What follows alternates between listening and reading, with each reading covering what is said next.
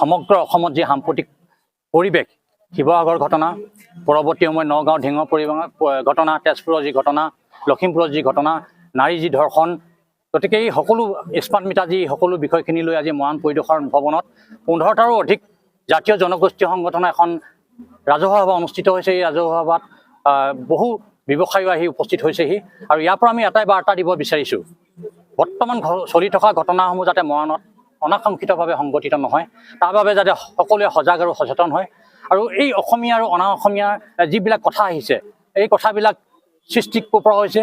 যিটো বলবম বা ভাৰতবৰ্ষৰ স্বাধীনতাৰ দিৱসৰ দিনা তেওঁলোকৰ যিবিলাক ৰেলী, জয় ভাৰত মাতা কি নকৈ জয় শ্ৰীৰামৰ যিবিলাক ৰেলী, আচলতে ৰামে যেন ভাৰতবৰ্ষখন স্বাধীন কৰিছিলে, এনেকুৱা ধৰণৰ ঘটনাবিলাকে আৰু যিবিলাক ঘটনা ঘটিছে, এজনী মাৰোৱাৰী সম্পত্তিৰ ছোৱালী মৰিলে প্ৰতিটো জাতি জনগোষ্ঠীয়ে যি ধৰণে প্ৰতিবাদ সাব্যস্ত কৰে, আজি শিৱসাগৰত হোৱা সেই ঘটনাটোত আচলতে অসমৰ বিভিন্ন ঠাইত সেই মাৰোৱাৰী যুৱ মঞ্চই হওক, ভোজপুৰী যুৱ মঞ্চই হওক, বেংগলী যদি কিবা মঞ্চ আছে সেই মঞ্চবিলাকে প্ৰতিবাদ কৰা দেখা নগ'ল আৰু তেওঁলোকৰ কিবা এটা হ'লে যিহেতু আমি প্ৰতিবাদ কৰা হয়, গতিকে এই সকলোবিলাক কথা টানি অনা হৈছে আৰু এই অসমীয়া অনা অসমীয়া আমাৰ যি কৃষ্টি সংস্কৃতি থলগিৰিৰ যি অধিকাৰ অসমৰ জীয়াই ৰাখিবৰ কাৰণে তেওঁলোকে কিমানখিনি সহযোগিতা আগবঢ়াইছে, তেওঁলোকৰ যিখিনি পৰম্পৰা কৃষ্টি তেওঁলোকৰ ঘৰৰ ভিতৰত চাৰিমাত কৰা তাত আমাৰ আপত্তি নাই, কিন্তু অসমত আমি অসমীয়া জাতি হিচাপে জীয়াই আছোঁ, এইটো আমি জাতিজনক স্বৰ্গদেউ চাওলুং চুকাফাই আমাক আদৰ্শ দি থৈ গৈছে।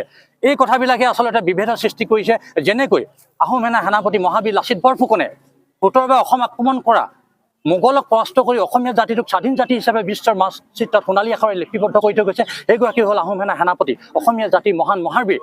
তেওঁলোকে হিন্দু বিহু বুলি প্ৰতিষ্ঠা কৰিবলৈ যাওঁতে এটা জাতিক অপমান কৰা হয়, জাতিৰ আঘাত লাগে। এই কথাবিলাকে অসমীয়া অনা অসমীয়া এই সাম্প্ৰদায়িক কথাবিলাক আহে। এই কথাবিলাক যাতে পুংখানুপুংখভাৱে আলোচনা কৰি যথাস্থানত আমি অসমৰ কৃষ্টি সংস্কৃতিক যাতে জীয়াই ৰাখিব পাৰোঁ, কীৰ্তিচিহ্নবিলাক যাতে আমি জীয়াই ৰাখিব পাৰোঁ, এই মহান মহাবীৰ সতী সাধিনীবিলাকক যাতে আমি যথাস্থানত সন্মান দি সকলোৱে যাতে সন্মান দি অসমত বসবাস কৰা, গতিকে তাৰ মাজত যাতে বিভেদকামী শক্তিয়ে তৃতীয় পক্ষই যাতে কোনো সুবিধা ল'ব নোৱাৰে, এই কথাটো আজি আহ্বান কৰা হৈছে। আৰু মৰাণৰ প্ৰেক্ষাপটত বণিক গোষ্ঠী আছে, যিসকল ব্যৱসায়ী আছে, সেই ব্যৱসায়ীসকলৰ সদায় আমাৰ সহায় সহযোগিতা আগবঢ়াই তেওঁলোকে ওলাই আহে বা তেওঁলোকক আমি আজি ওলাই আহিছে, কিন্তু বিগত সময়ত আমি দেখিবলৈ নাপাওঁ। এটা তৃতীয় পক্ষ শ্ৰেণী আছে, তেওঁলোকক বাৰে বাৰে সুৰক্ষিত কৰিব বিচাৰে, তেওঁলোকৰ লগত কোনো সংঘাতে হোৱা নাই, তেওঁলোকৰ মাজত অসমীয়া অনা অসমীয়া আহিবলগীয়া কোনো বিষয়বস্তু নাহিলেও এক শ্ৰেণীৰ থলগিৰি লোক আছে যিসকলে তেওঁলোকক সুৰক্ষিত কৰিব বিচাৰে। সেই তৃতীয় পক্ষকো আজি ইয়াৰ পৰা সকীয়নি দিয়া হৈছে যে তেওঁলোকে তেনেকুৱা ধৰণৰ উচতনিমূলক বাক্য দি পিনে সুৰক্ষিত দিছোঁ বুলি কৈ যাতে এই সাম্প্ৰদায়িক সৃষ্টি নকৰি পিনে ভাতৃত্ববাদৰ যি এনাজৰীডাল যাতে তেওঁলোকে সংঘাত সৃষ্টি কৰিব নোৱাৰে, তাৰ বাবে আজি এই সভাৰ পৰা আহ্বান জনোৱা হৈছে। ইতিমধ্যে মৰাণত প্ৰায় 18টাকৈ জাতীয় জনগোষ্ঠী সংগঠনে আজি এখন সভা অনুষ্ঠিত কৰোঁ। আপোনালোকে যিহেতু জানে, আজি কেইদিনমানৰ আগতে শিৱসাগৰ জিলাৰ এগৰাকী ৰাষ্ট্ৰীয় পৰ্যায়ৰ খেলুৱৈ, পাঞ্জা খেলুৱৈ জিমি দাস, তেখেতক অনা অসমীয়া ব্যৱসায়ী যিদৰে আক্ৰমণ কৰিলে, এই সমগ্ৰ ঘটনাটোক লৈ সমগ্ৰ অসমত তীব্ৰ এটা প্ৰতিক্ৰিয়া সৃষ্টি হৈছে। আমি আজি এই সভাখন আয়োজন কৰা মূলতে হৈছে যে আজি অসমীয়া খিলঞ্জীয়া অসমীয়া ইয়াত কেনেবাকৈ সুৰক্ষিত নহয় নি। এই ক্ষেত্ৰত আমি আজি সভাখনত কিছুমান কঠোৰ সিদ্ধান্ত গ্ৰহণ কৰোঁ যে যেতিয়ালৈকে মাৰোৱাৰী যুৱ মঞ্চই এই জিমি দাসৰ যি নিৰ্মম অত্যাচাৰ কৰিছিলে তাৰ ওপৰত যদি ৰাজহুৱাভাৱে ক্ষমা প্ৰাৰ্থনা নকৰে, তেতিয়ালৈকে কিন্তু মৰাণত এই মাৰোৱাৰী যুৱ মঞ্চ আমি সম্পূৰ্ণৰূপে বেন কৰিছোঁ। আৰু এটা কথা আমাৰ দৃষ্টিগোচৰ হয়, যেতিয়া বলবমৰ নামত যেতিয়া তেওঁলোকে ৰেলী উলিয়ায়, অত্যাধুনিক চাউণ্ড ব্যৱহাৰ কৰি বা তেওঁলোকে মদ্যপান কৰি ভাং খাই পিনে যেতিয়া তেওঁলোকে শিৱসাগৰলৈ যায়, এই ব্যৱস্থাটো আমি সম্পূৰ্ণৰূপে বন্ধ কৰিবলৈ এটা চেষ্টা হাতত লৈছোঁ। যদি কেনেবাকৈ এই মৰাণৰ মাজেদি তেওঁলোক যদি যায়, এনেকুৱা যদি চাউণ্ড ব্যৱহাৰ কৰি বা এই তেওঁলোকে মদ বা ভাং ব্যৱহাৰ খাই যদি যায়, তেতিয়াহ'লে কিন্তু আমি এই আজি যিকেইটা সংগঠন ইয়াত সমবেত হৈছোঁ বা ৰাইজ সমবেত হৈছে, কিন্তু উচিত প্ৰত্যুত্তৰ দিয়া হ'ব। ইয়াৰ বাবে যদি কেনেবাকৈ দায়ী হয়, সম্পূৰ্ণৰূপে সেইসকল ব্যক্তি হ'ব, প্ৰশাসন দায়ী হ'ব। আৰু এটা কথা, আমি আজি সভাই স্মাৰ্ট মিটাৰৰ ওপৰত এই এটা প্ৰতিবাদী কাৰ্যসূচী ৰূপায়ণ কৰিব বিচাৰিছোঁ। অহা শনিবাৰ দিনটোত প্ৰায় 3-4 হাজাৰ লোকে অংশগ্ৰহণ কৰি এই ৰেলীত অংশগ্ৰহণ কৰিব। কাৰণ অসমবাসী ৰাইজ লগতে মৰাণবাসী ৰাইজে প্ৰত্যেক ঘৰ মানুহতে এই কাৰেণ্টৰ যোগেদি তেওঁলোকে দৈনন্দিন ব্যৱহাৰ কৰি আহিছে। আৰু এটা কথা স্পষ্ট যে আজি প্ৰধানমন্ত্ৰী ডাঙৰীয়া নিজৰ গৃহ ৰাজ্যত যে স্মাৰ্ট মিটাৰ অঁতৰাই দিছে, এইটো যে প্ৰমাণ হৈছে স্মাৰ্ট মিটাৰে জনসাধাৰণক কিমান মূৰত মাৰ দিছে। সেইকাৰণে আমি অসমৰ মুখ্যমন্ত্ৰী ডাঙৰীয়াকো এই সভাৰ পৰা আহ্বান জনাইছোঁ, অনতিপলমে স্মাৰ্ট মিটাৰৰ এই ব্যৱস্থা বন্ধ কৰক, নহ'লে আমি কিন্তু এই আন্দোলনৰ ধাৰা আৰু আগবঢ়াই লৈ যাম বুলি আপোনাক সংবাদ মাধ্যমৰ যোগেদি তেওঁ সকলো প্ৰদান কৰিছোঁ। এটা বৰ দুখ লগা ঘটনা, আজি অসমত নাৰী সুৰক্ষিত নহয় এনেকুৱা আমাৰ অনুভৱ হয়। কাৰণ যেতিয়া এগৰাকী নাৰী বা এগৰাকী যুৱতী যেতিয়া ৰাজপথলৈ ওলাই আহে, কিবা বজাৰ কৰিবলৈ ওলাই আহে, কিন্তু এনেকুৱা কিছুমান নৰপিশাচ আছে, বিশেষকৈ মিয়া জনগোষ্ঠীটো আমি কথা কৈছোঁ, তেওঁলোকে যিদৰে বৰ্বৰতাভাৱে তেওঁলোকক এই ধৰ্ষণ কৰিলে, এই ধৰ্ষণকাৰী 3জনৰ ভিতৰত এজন পুখুৰীত পৰি মৃত্যুবৰণ কৰিছে। কিন্তু এটা কথা, চৰকাৰে তেওঁক পুখুৰীত পৰি মৃত্যুবৰণৰ যোনটো ঘটনা দেখুৱাইছে, আমি চৰকাৰক পোনপটীয়াভাৱে আহ্বান জনাইছোঁ, আপোনালোকে এনে ঘটনাক পোনপটীয়াভাৱে তেওঁলোকক গুলি মাৰি বা তেওঁলোকক ৰাস্তাৰ মাজত ফাঁচি দিবৰ কাৰণে আমি অনুৰোধ জনাইছোঁ, নহ'লে ভৱিষ্যত দিনত আমাৰ নাৰী জাতি সুৰক্ষিত নহ'ব, সেয়া আমি অনুৰোধ জনাইছোঁ। আৰু যেতিয়ালৈকে মিয়া জনগোষ্ঠীয়ে এই ধৰ্ষণকাৰীকেইটাৰ ওপৰত কোনো যদি মন্তব্য আগনবঢ়ায় বা ক্ষমা প্ৰাৰ্থনা নকৰে, তেতিয়াহ'লে কিন্তু এই আমচু বা এনে মিয়া জনগোষ্ঠীক কিন্তু আমি কোনোদিনে শুদাই নেৰোঁ। উজনি অসমত বিশেষকৈ তেওঁলোক সুৰক্ষিত নহয়। মিয়া জনগোষ্ঠীৰ ওপৰত যদি কেতিয়াবা আমাৰ অত্যাচাৰ হয়, তাৰ বাবে কিন্তু সম্পূৰ্ণৰূপে চৰকাৰ দায়ী হ'ব। ইতিমধ্যে মৰাণত আমি প্ৰায় 16-17টা সংগঠনে আজি এখন ৰাজহুৱা সভা আমি অনুষ্ঠিত কৰিছিলোঁ।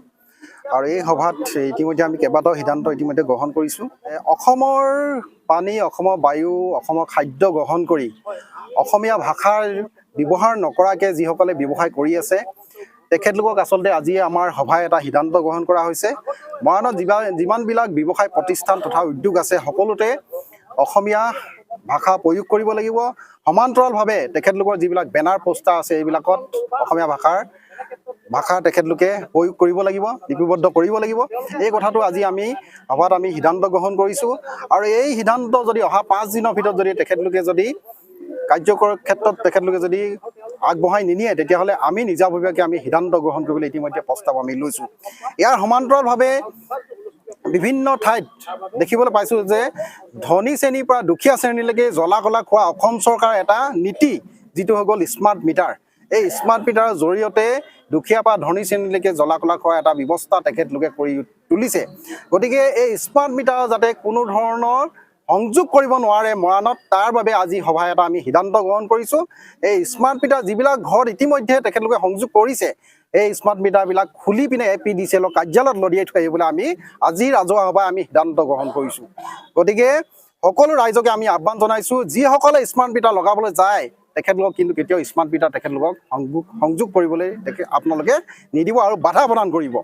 আৰু ইয়াৰ সমান্তৰালভাৱে মৰাণত বিভিন্ন বহিৰাজ্য তথা বিভিন্ন বণিক গোষ্ঠীৰ লোক আহি ইয়াত মাটি ক্ৰয় কৰা আমি দেখিবলৈ পাইছোঁ। আৰু এনেধৰণে মাটি ক্ৰয় কৰি তেখেতলোকে ইয়াত নিগাজিকৈ থাকি আমাৰ উঠি অহা প্ৰজন্মক যাতে তেখেতলোকে শিৱসাগৰত যিটো ঘটনা হ'ল, তেনেধৰণৰ ঘটনা যাতে নহ'ব, আমি সেই কথাটো কেতিয়াও নুই কৰিব নোৱাৰোঁ। সেইবাবে বণিক গোষ্ঠীয়ে যাতে মৰাণত যাতে মাটি ক্ৰয় কৰিব নোৱাৰে, তাৰ বাবে আজি সভাই আমি এটা সিদ্ধান্ত গ্ৰহণ কৰিছোঁ। বিহু পতাৰ সময়ত আমি দেখিবলৈ পাওঁ যে আমি নিজেই কেতিয়াবা বিহু অনুষ্ঠিত কৰোঁ, সেই সময়ত কিন্তু আমি SOP মানিবলগীয়া হয়। 12টা বজাৰ ভিতৰত বিহু শেষ কৰিব লাগিব, তথা আমি SDC অফিচ তথা DC অফিচ গৈ থানাত গৈ আমি পাৰ্মিশ্যন ল'বলগীয়া হয়। কিন্তু আজি বলবমৰ নামত দেখিবলৈ পাইছোঁ যে কোনো ধৰণৰ পাৰ্মিশ্যন ল'ব নালাগে, তেখেতলোকে যেনেকৈ মন যায় তেনেকৈ কৰিব পাৰে। এই নীতি কিন্তু কেতিয়াও গ্ৰহণযোগ্য নহয়। অসম চৰকাৰে কাৰোবাক ক'লা কাৰোবাক বগা চালে কিন্তু নহ'ব। অসমত অসমীয়াগিৰি থাকিব লাগিব। আৰু অসমীয়াক যদি তেখেতলোকে যদি 1000 টকা লৈ যদি পাৰ্মিশ্যন দিবলগীয়া হৈছে, তেতিয়া বলবমৰ নামতো তেখেতলোকে যিধৰণে পথচাৰীক যিধৰণে হাৰাশাস্তি কৰে, বলবমৰ নামতো তেখেতলোকে কিন্তু পাৰ্মিশ্যন লৈ বলবম কৰিব লাগিব। এনেধৰণৰ ব্যৱস্থা গ্ৰহণ কৰিব লাগিব।